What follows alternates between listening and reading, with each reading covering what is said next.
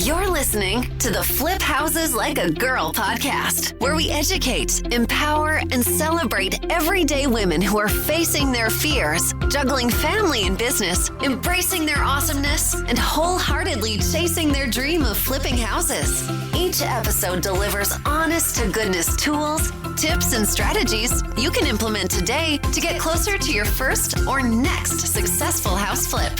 Here's your spiky-haired, breakfast taco-loving host, house flipping coach, Debbie DeBeery.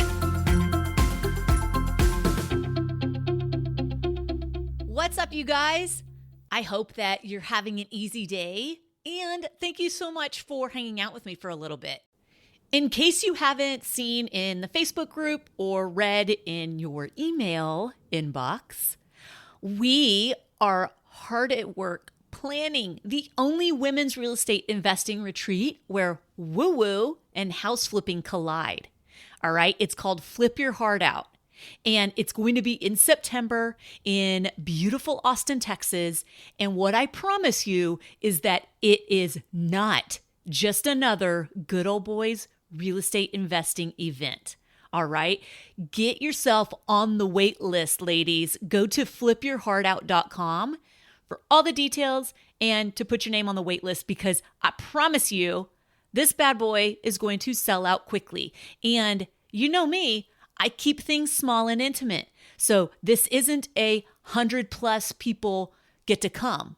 It is a smaller group of awesome women. All right. So flipyourheartout.com, get yourself on the wait list, and I promise it's going to be awesome. All right. So I wanted to do this episode on backing out of a deal.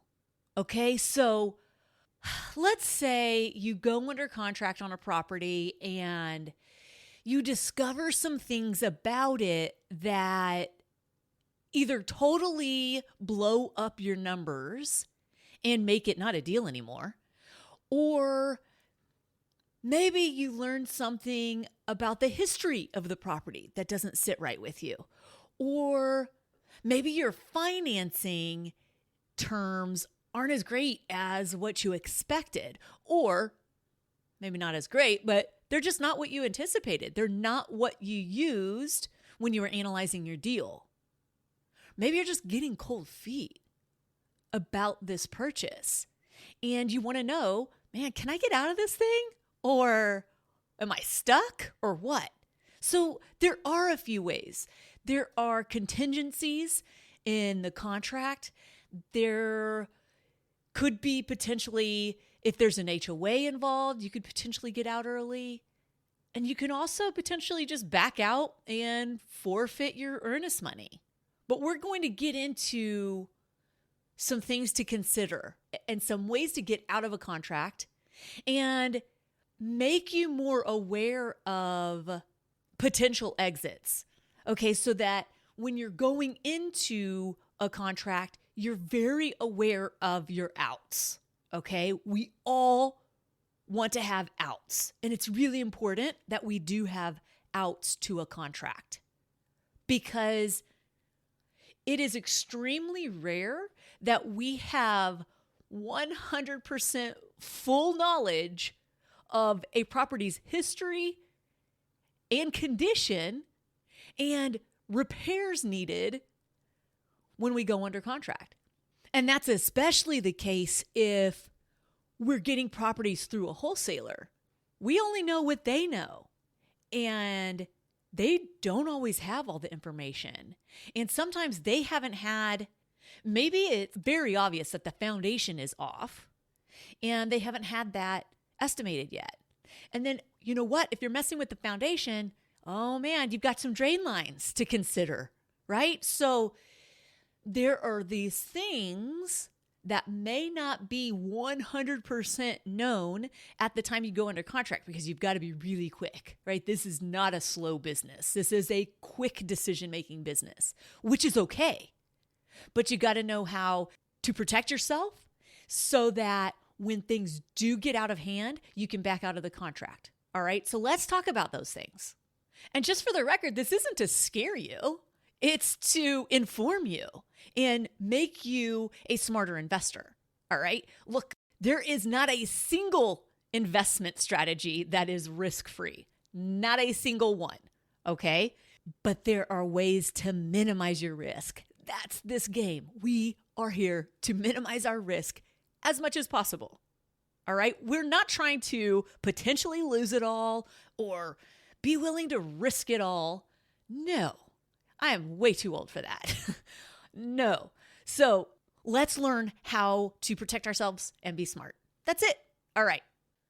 Now, the first thing you need to do is you need to download your state-specific purchase agreement. Okay? So whatever that is called in your state, and the way to find that is, for example, I'm in Texas. So if I go to the Texas Real Estate Commission website, they have forms and documents on there that the public can download. One of those is the standard 1 to 4 family contract. And that's what we use to buy and sell houses here. So you need to figure out what that document is in your state. And some states have 2 documents. It is your responsibility to figure out what those documents are in your state. Use Google. It's your friend, okay? So you're just going to do a search of your state and maybe real estate commission or real estate governing body, whatever, and find that document or those documents you'll be using when you're buying houses, okay? In addition to that, if you work with a wholesaler on a purchase, they are going to have their own documents that you're going to have to sign. You better read those thoroughly. Again, it is your responsibility to know what you're signing. Do not just sign things blindly. This is a business and it's your livelihood. Take it seriously, okay? Read everything thoroughly. Even better if you can run it by your attorney, okay? All right, so get very familiar with your state contracts and then any documents that your wholesalers require you to sign, you better know what those say. Okay. Look, sometimes it's easy to back out of an offer, right? Let's say you've signed on your end, but the seller or the wholesaler or whoever's on the other end hasn't signed yet. Well, guess what? There's absolutely no problem with your backing out of a deal before everyone signed the contract. Okay? Everyone meaning all parties to the contract, buyer side and seller side. Now, if the wholesaler hasn't signed all of their documents on the wholesaling end of things, guess what? You are not under contract yet. So you can absolutely back out. No problem. All right. Now, be careful. Now, in some states, your original offer takes the form of a contract that you sign when you decide to buy. So be careful. It becomes binding as soon as the seller signs it, okay? In other states, it's usual for the buyer to make a written offer that's not a contract. The seller responds with a draft purchase agreement, also known as a sales contract, and then you'll only be bound once you sign that second document. Okay, so again, that's why it is critical that you understand your state-specific purchase contracts, whatever you guys call them for your real estate transactions. You've got to know those. Now, if you want to know how to get out of a real estate contract, you've got to understand contingencies. Now, contingencies are clauses, okay? They're part of the contract, and they describe different situations in which the buyer has a right to withdraw from the contract without any penalty. Some examples of these clauses that are often included in purchase agreements include the right for a buyer to withdraw if, let's say, the following things occur. Okay, let's say your financing falls through, or the home inspection reveals significant issues, or the appraisal falls short, or your own home fails to sell within a certain period, if you've got that as a contingency, or Perhaps there's an undisclosed easement. Maybe your title search reveals someone else has rights to use part of your property. Or there's a problem with the title.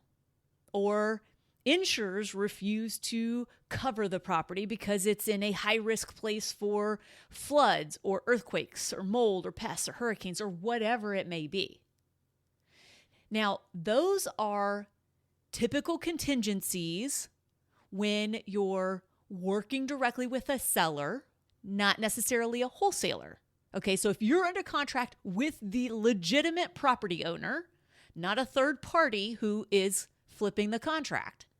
If you're under contract with the property owner, it's likely you're going to have more contingencies that you'll get to use. So a lot of wholesalers will try to minimize, if not eliminate, all of the contingencies. So they may say, you know what? The down payment is $5,000 and you forfeit that $5,000 if you do not purchase the property. So if you pull out at any time, you forfeit that $5,000. Now, when you're working directly with a seller, it is different than working with a wholesaler. So let's talk about that. Again, when you're working directly with the seller, you're likely going to have more contingencies. Sometimes you can include a financing contingency. Now, that said, if you're working with distressed properties and you've got other investors who are bidding on those same properties, a financing contingency is not going to get you the deal. So it's not common to have a financing contingency on a flip property that you're trying to buy. It happens sometimes. Again, it varies, but it's just not common. It depends on the competition. It depends, basically, supply and demand, right? Okay, so other contingencies are inspection contingency or option period. In Texas, we have an option period during which time we get inspections and we do more due diligence on the property. Again, a lot of offers that become contracts with sellers who are distressed sellers and have multiple offers from various investors. It's going to be difficult to have an option period or inspection period with those contracts. Again, it's supply and demand. So you may not have an inspection or option period. You may not have a financing contingency, but it is highly unlikely that they can waive your objections to title. Okay, so let's say something comes up on the title, you don't like it, you usually have a couple of days to put in writing that you object, and either it gets rectified before closing or you back out and you still get your earnest money back. Okay, another contingency is maybe you're selling another property first. Again, not common when we're dealing with investment properties, flip properties in particular. When we're under contract to buy a flip, I've never seen somebody have a contingency that they have to sell their own home first. Not common. However, in traditional real estate, obviously you do see that. So you should know that it exists. Another contingency is the completion of repairs. So let's say the seller has agreed to make certain repairs before closing, and those repairs are not completed. Guess what? You have an out. All right. So those are some of the outs that you have. Now, when you're dealing with a wholesaler, again, it's going to vary and you need to read their contracts. All right. Read their contracts. Hey, I have worked with tons of wholesalers over the years. They are a top source of deals for me. So just know their contracts. All right. It's a great way to find deals. Just know what you're signing. Okay. Another potential contingency or out is if the property is in an HOA, then you have a certain number of days, read your contract, that you can object to the HOA rules and bylaws. So they have to give you this huge packet of all the HOA information. And if you object to it, or you just don't agree to it, whatever, guess what? You can back out of the deal. Okay. Now, this next one is really common, really, really common when dealing with distressed properties. And it's one that I see all the time with wholesalers in particular. I have probably had, of the many, many properties that I've purchased through wholesalers, maybe 10% of them have actually closed on time. That original contracted closing date, maybe 10% of the time. Well, y'all, that's out of hundreds of properties. Okay. So here's the thing. And it actually just recently happened. If you're under contract on a property with a wholesaler, right, there's a closing date. If that closing date is approaching or you're on that closing date and they need to extend it, if you do not sign the amendment extending the closing date, there is no contract. Basically, they're in breach of contract because they have not closed on the property when they said they would. You can get out of the contract. Now, some wholesalers are going to be total jerks about it. They just are. Not that wholesalers in general are jerks, but they are not going to want to lose the contract with you. And they may threaten, you know what, then I'm going to keep the whatever earnest money, $5,000 down payment, they call it. I'm going to keep the down payment. Well, yeah, I would fight that pretty hard. That's a pretty bad reputation as a wholesaler to have, that you keep people's down payments when you don't perform per the contract. Okay, so if you are getting cold feet, or I don't even want to say that. If you're getting cold feet, that's a whole other conversation we need to have. If the originally agreed upon closing date is not going to happen, and you have discovered things about the property, either whatever, it needs significantly more repairs than you originally accounted for, and your numbers are blown, or the terms of the financing you're getting aren't in alignment with what you had expected, and so the numbers there are getting blown up, or maybe something happened on the property that you found out about. If something like that happens and the closing date is going to be extended, don't sign the closing date extension and back out of the contract. Technically, you are not in breach, all right? But again, read your contracts and get your attorney to read over any contracts that wholesalers give you to sign. All right, you've got to know what you're signing. But the closing date delay is really common. Look, we're dealing with properties that are in distressed situations, okay? Typically, they're probate with multiple heirs involved. And sometimes it's hard to find those heirs or to get all of those heirs to agree on things, okay?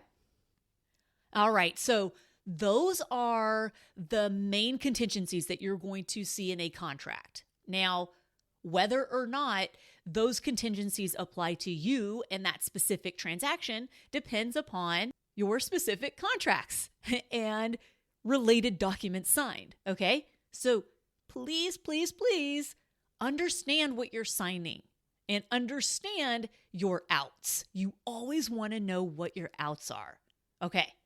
One more thing I want to touch on regarding this topic is, man, sometimes I hear from women in particular who they really should be backing out of a specific contract, okay? And they aren't doing so, or they're hemming and hawing, or they're just hesitating.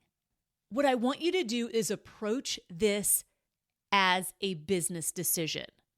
Now, you may be thinking, hey, Debbie, you're always talking about how this is such a relationship business. And it is a relationship business.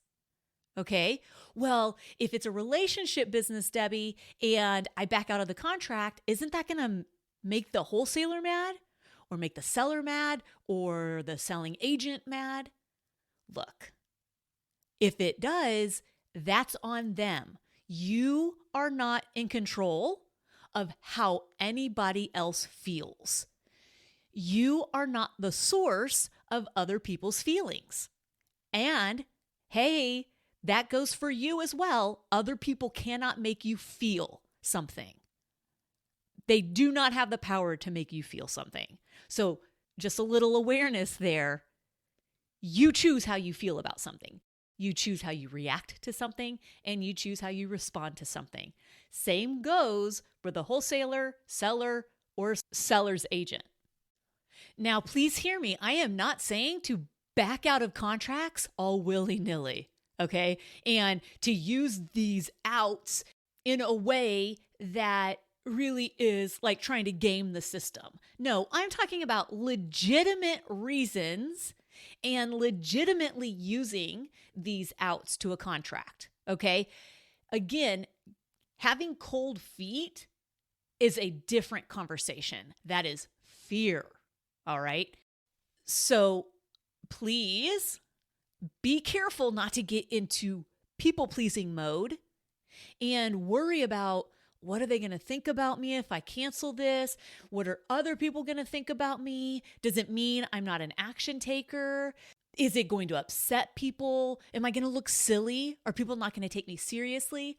All of those things, let me tell you something. I'm 99% certain men do not think about. They think about this as a business decision, and we need to do the same thing. We need to be better at making business decisions that we know are best for our business, while also not operating from a place of fear. Fear of taking the step, fear of taking action, fear of following through. Okay? All right, you guys. So learn your specific state contracts, understand any contracts or documents that wholesalers have you sign, and understand your outs to a deal. And you better have some sort of out, okay? And if it means losing your down payment, guess what? Sometimes that's a lot better than potentially losing a lot more, all right? Okay, you guys, I hope that you're getting a ton of value out of these episodes. And if you are, would you please do me a huge favor, because it will help me reach more like-minded women like you. Would you please leave a rating and review, especially if you listen on iTunes, because apparently Apple controls the world and iTunes ranking is really important and helps our little podcast be seen by more people like you. I'm super grateful for the reviews that we've gotten, and thank you so much for taking the time. Okay, you guys, until next time, go out there, flip houses like a girl, leave people and places better than you find them, and make